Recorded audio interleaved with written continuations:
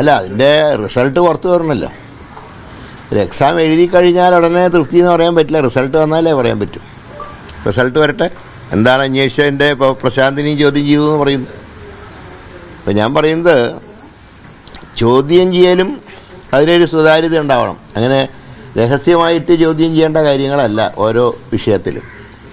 ഇപ്പോൾ മുമ്പ് വരവിൽ കവിഞ്ഞ സ്വത്ത് സമ്പാദിച്ചു എന്നൊരു പരാതി വന്നപ്പോൾ മുഖ്യമന്ത്രിയായിരുന്ന കെ കരുണാകരനെ എറണാകുളം ഗസ്റ്റ് ഹൗസിൽ, ആ വിഷയമാണ് എൻ്റെ ഓർമ്മ, 98-ലോ 99-ലോ മറ്റോ, അദ്ദേഹത്തിനെ 3 മണിക്കൂറാണ് തുടർച്ചയായിട്ട് ഗസ്റ്റ് ഹൗസിൽ അന്ന് ചോദ്യം ചെയ്തത്.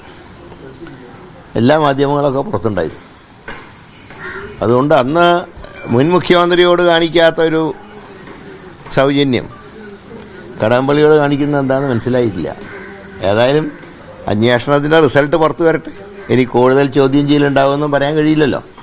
ഇതായാലും അന്വേഷിക്കട്ടെ. ഇപ്പോൾ കോടതി 1-2 തവണ അസ്വസ്ഥത പ്രകടിപ്പിച്ചപ്പോഴാണ് മനസ്സില്ലാ മനസ്സോടെ ചോദ്യം ചെയ്യലിലേക്ക് സ്പെഷ്യൽ ഇൻവെസ്റ്റിഗേഷൻ ടീം എത്തിയിട്ടുള്ളത്.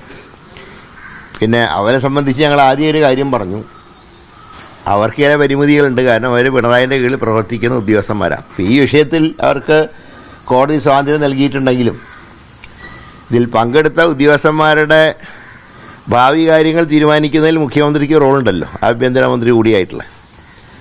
അപ്പം അതുകൊണ്ട് ഭാവിയിൽ ദോഷം ഉണ്ടാക്കും എന്നുള്ളൊരു ഭയം സ്വാഭാവികമായിട്ടും പോലീസ് ഉദ്യോഗസ്ഥന്മാർക്കും ഉണ്ടാവും. അതുകൊണ്ടാണ് ഞങ്ങൾ മറ്റ് ഏജൻസികൾ വേണമെന്ന് പറയാൻ കാരണം. ഏതായാലും അന്വേഷണം നടക്കട്ടെ. ഏതായാലും ഇത്രയും വരെ എത്തിയല്ലോ, അന്വേഷണം നടക്കട്ടെ. പക്ഷേ പത്മകുമാറിനോടൊപ്പം ഉണ്ടായിരുന്ന ഒരംഗത്തിനെ പോലീസ് അറസ്റ്റ് ചെയ്തു. രണ്ടാമത്തെ ശ്രീ ശങ്കർദാസിനെ ഇതുവരെയായിട്ട് ചോദ്യം ചെയ്തതായിട്ട് അറിവില്ല. അദ്ദേഹം ഒരു IPS ഉദ്യോഗസ്ഥൻ്റെ പിതാവ് കൂടിയാണ്. അപ്പോൾ അദ്ദേഹത്തിന് മാത്രം ഒരു എക്സംഷൻ കൊടുത്തിട്ടുള്ളതിൻ്റെ കാരണവും മനസ്സിലായിട്ടില്ല അതുവരെ. അതായത് ഇത്രയും എത്തിയത് ഹൈക്കോടതിയുടെ മേൽനോട്ടുള്ളത് കൊണ്ട് മാത്രമാണ്.